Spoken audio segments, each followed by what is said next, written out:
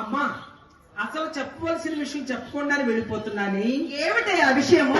ఈ రోజు మన ఇంటికి అపర కోటీశ్వరుడు, చేతుకు ఎముక లేని మనిషి సుబ్బారావు గారని ఆయన వచ్చారు మన ఇంటికి ఈ రోజున. ఏమిటి? అవునమ్మా, సుబ్బారావు గారా? ఈ పూట మన మీద 3-4 సార్లు తారసిల్లాడే. ఆ, వచ్చారంటావా? ఆ, అదేదో జబ్బై ఉంటుంది లేవే. అయ్యో అయ్యో అయ్యో ఎందుకు వస్తారమ్మా? ఆ కళ్ళజోడ వాళ్ళు, ఆ బెండపోచిన వాళ్ళు, ఆ తలమెరిసిన వాళ్ళు, 50 సంవత్సరాలు పైబడ్డ వాళ్ళంతా ఎందుకు వస్తారంటే, పూర్వం వయసులో ఉన్నప్పుడు వచ్చిపోయిన అలవాటు చప్పున వృద్ధులైపోయినా కూడా మన గుమ్మం దగ్గర నిలబడి మనకు ఒక నమస్కారం చేసి వెళ్ళకపోతే వాళ్ళకి అన్నం అరగదటే పాపం. అమ్మా అమ్మా, వారు నీకు ఎక్కడో కనిపించారన్నావు కదా ఈ మధ్య. అమ్మా అదేనమ్మా, మొన్న పెండి మేజువాణిలో నాకు కనిపించారే. మరి రవంత సేపటికి 6 కాసులు అర్పించినారమ్మా.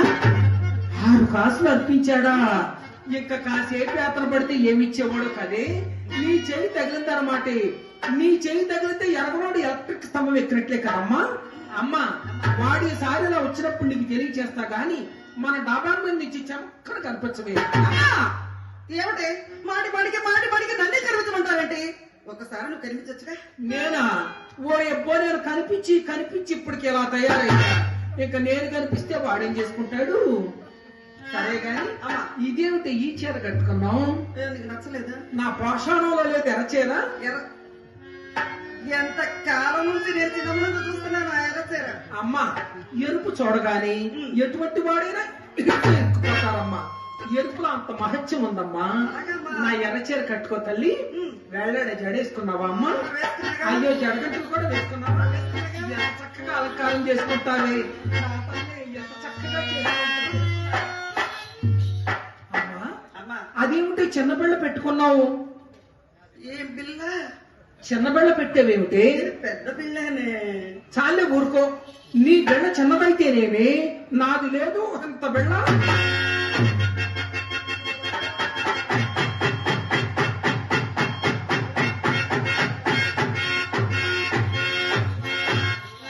చుట్టూ తెల్లరాళ్ళు, మధ్యనే తెర్ర కొడ వేసి తెప్పించాడు మహానుభావుడు. ఎవరు? దర్శి శ్రీనివాస్ గారే. నేను అనుకున్నాను మురళీకృష్ణ గారు కావాలా అనుకుంటున్నాను. అమ్మా, ఆ బెళ్ళంటే ఆయనకి ఎంత ప్రాణమే. ఒక్కసారి ఆ బెళ్ళ వేసుకొని వచ్చిన వాళ్ళ ముందు కనిపిస్తే వచ్చిన వాళ్ళ కళ్ళు ఆ బెళ్ళ మీద పడి ఉండవు. అమ్మా, ఎలా కనిపించాలో నేను చెప్తాను, మీరు నేర్చుకో అమ్మా. తక్కుచు తడుక్కు మనచున్న నగుచు. అమ్మా, ఒక్కసారి నవ్వవా?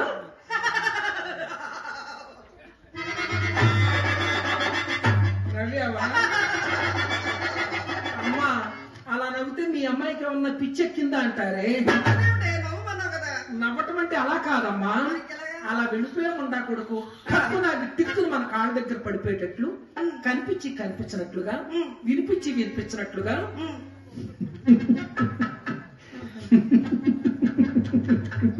అంటే సరిపోతుంది అమ్మా.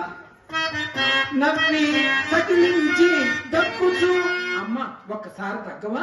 తగ్గడమేగా. అలా తగ్గితే మీ అమ్మాయి ఏమన్నా టీపీ పేషెంట్ అంటారే. దగ్గటం అంటే అలా కాదే. అలాగే చూసిన వాడు నాశనం అయిపోయేటట్టు, అయిపోవాలా? కనిపించినట్లుగా, వినిపించినట్లుగా. అంటే ఒరే వెధవా నిన్నేరా అని అర్థమైందా? అదేదో నేర్పించచ్చుగా. సకిలించి వెనుకకు తగ్గవలయు విపుల నాకర్షణము చేయుట కొలిదియే. తప్పు చేసి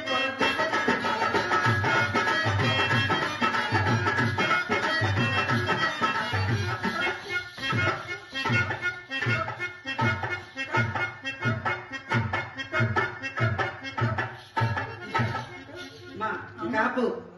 ఆ తగ్గు అనే దాంట్లో ఏంటో కిట్టుకుంది, నాకు అది చెప్పు. అమ్మా, 2 కళ్ళు కొట్టాలి. ఈ కన్ను కొడుతున్నప్పుడు ఇటువైపు వారందరూ మా కోసమే కొడుతుంది అనుకుంటారు. మరి ఈ కన్ను కొడుతున్నప్పుడు వీరంతా కూడా అలాగే అనుకుంటారే. అలాగేనమ్మా. ఇలా ఒకరు తెలియకుండా ఒకరు మన దొడ్లో గొడ్ల సంతలాగా చేరతారమ్మా. అమ్మా, ఈ చిత్రమైంది ఈ పొట్ట కనిపించలేదు. రారాదంటే బొమ్మ ఇక్కడే బావయ్య లేడు రామ్మ.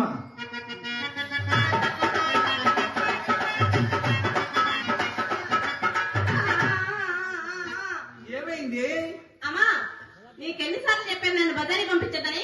ఏమైందమ్మా బజార్కి వెళ్తే? అమ్మా నువ్వు నన్ను బజారీ పంపించావు. ఈ రాజుపాలెం కుర్రోళ్ళందరూ నన్ను చూసి ఇలా అన్నారే, గాజువాక పిల్లమే గాజుల కాదా, గాజువాక పిల్లమే గాజుల కాదా, గాజువాక పిల్లమే గాజుల కాదా, నీ చెయ్యి చూపలేదా, నీ చెయ్యి చూపలేదా, మా గాజు దొరకలేదా, గాజువాకే గాజులది,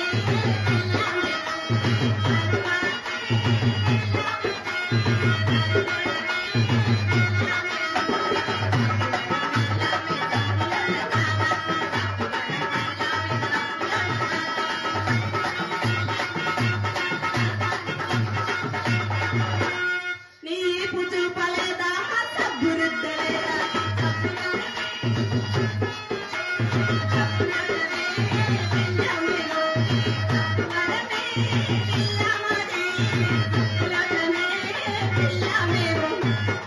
ఇలా అన్నారే. అలా అన్నారా? ఆ, సరే గాని చిత్ర, అమ్మా బజార్కి వెళ్ళావు కదా నువ్వు. ఆ. బజార్లో నీకు ఎవరెవరు కనిపించారే? అమ్మా ఎవరెవరంటారు? అమ్మా అమ్మమ్మ ఆ, ఎవరో పెద్ద సుబ్బారావు కుమారుడు సుబ్బారావు గారు కనిపించారా? చిన్న సుబ్బారావు గారని ఆ, నన్ను కనిపించారే. కనిపించి కనిపించి చిత్రా ఇట్రా అన్నారు. ఆ, ఏంటా అని వెళ్ళానా? వెళ్ళావా? అమ్మా అమ్మా. నన్ను కింది నుంచి పైకి పై నుంచి కిందికి ఎగదిగ ఎగదిగ టీటీటీ చూసాడే. చూసేవాడమన్నా చేసి వెళ్ళిపోయాడు ముండా కొడుకు. అమ్మా నన్నేం చేయలేదు కానీ లోనికి వచ్చినాక నిన్నే. ఓ ఎబ్బో వీడు బాబే నన్నేం చేయలేక నాకు ఒక నమస్కారం పెట్టి వెళ్ళిపోయాడు. ఇక వీడేం చేస్తాడు ఓదర పొట్టాను వీడు. అమ్మా అమ్మా వాళ్ళ నాన్నగారు కూడా మన ఇంటికి వచ్చేవారా? పూర్వం వచ్చేవాడే బోధకాలు రాకముందు. బోధకాలంటే ఏమిటో చెప్పనా? ఆ, చెప్పమ్మా. అన్ని రసాలు అక్కడ దిగేసరికి ఆ. చివరంత లావయింది. ఆ. అప్పటి నుంచి ఆయన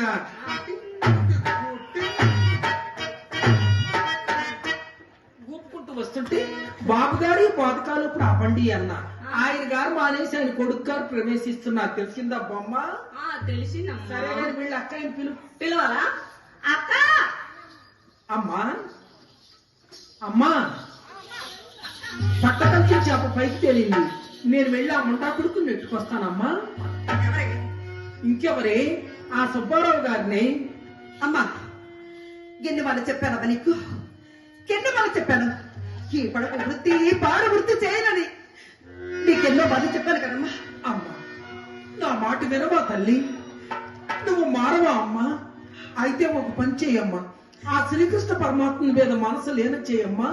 శరీరం నాకప్పు చెప్పమ్మా. అసలు ఆయన చూసుకుంటాడు, మిగతాది ఏమన్నా ఉంటే నేను చూసుకుంటాను. అమ్మా నా తనువు మనసు సర్వస్వము ఆ శ్రీకృష్ణ భగవానికి అంకితం చేసుకుంటాను, కానీ ఈ పడక వృత్తి మాత్రం నేను చెయ్యనమ్మా, నేను చెయ్యలేను. అమ్మా నా మాట వినవా తల్లి? అమ్మా నేను నవమాసములు మోసి కదివి పెంచిన కన్న తల్లి నేనమ్మా, కన్న తల్లిని. వేదిక నీకు ఉపన్యాసాలు చెప్పి ఏ ఒక్కరైనా వచ్చి నీ మెడలో తాళి కడితే ఆనందంగా నీ పెళ్లి చేపిస్తానే. భగవంతుడు మన దేవదాసీలుగా పుట్టించాడమ్మా. నా మాట వినవే, బ్రతికిపోతావు. నా మాట వినమ్మా. ఈ ప్రపంచంలో ఏ మనిషికి మనం పనికి రాకపోయినను ఆ భగవంతుడికి మన అవసరం ఎంతో ఉందమ్మా.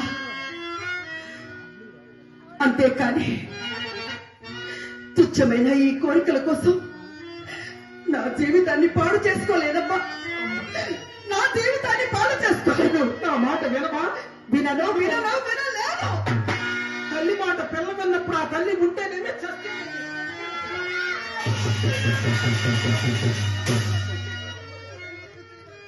నా మాట వింటావా అమ్మా? చూసావా చిత్ర, ఆ, అక్క నా మాట వింటానంటుంది.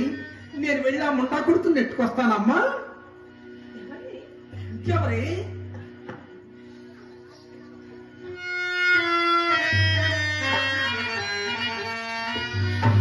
చిత్ర ఎంత పని చేశానే, ఎంత పని చేశావు?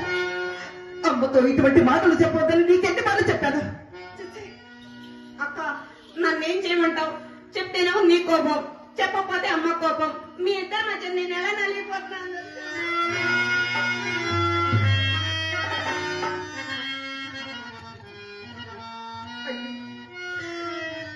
నా మాటలతో నిన్ను బాధ పెట్టాను. నన్ను క్షమించవా అమ్మా?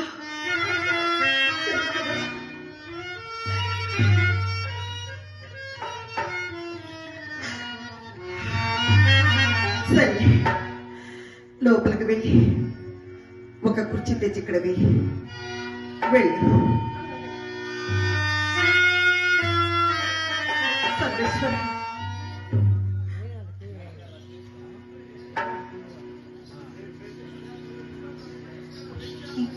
మరి మురళీకృష్ణ గారు ఎంతో మంది కళాకారులకు ఆయన నాటక అవకాశాలు ఇచ్చారు. మరి ఆ భగవంతుడు వారికి మంచి ఆరోగ్యాన్ని, మంచి ఐశ్వర్యాన్ని ఇవ్వాలని మనస్ఫూర్తిగా వేడుకుంటున్నాను. ఈ రోజు నన్ను మెచ్చి 200 రూపాయలు నాకు కానుకగా ఇచ్చారు. ఆ సర్వేశ్వరుడు వారికి అష్టైశ్వర్య భోగభాగ్యాలు చేకూర్చి వారిని చల్లగా దీవించాలని మనస్ఫూర్తిగా వేడుకుంటున్నాను. వారికి మా కళాభివందనాలు తెలియజేస్తున్నాను. సర్వేశ్వర, ఏమిటి పరీక్ష? ఎందులకి శిక్ష? నీ పాదముల చెంత పాదధూళిగా నైనా పుట్టించక ఈ వేసి అక్కులమును నన్నేలా పుట్టించుతేవి తండ్రి, ఎందులకై పుట్టించుతేవి?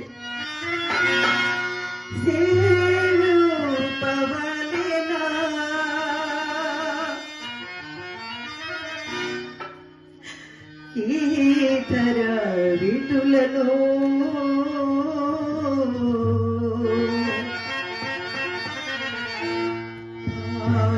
భావింపవలెనా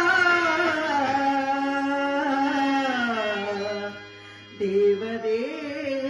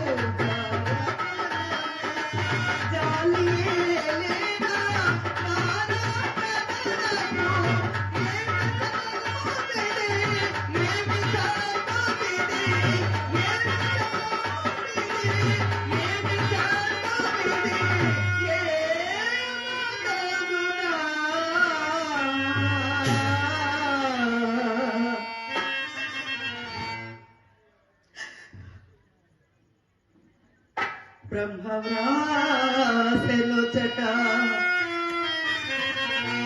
సేవింపవలెనా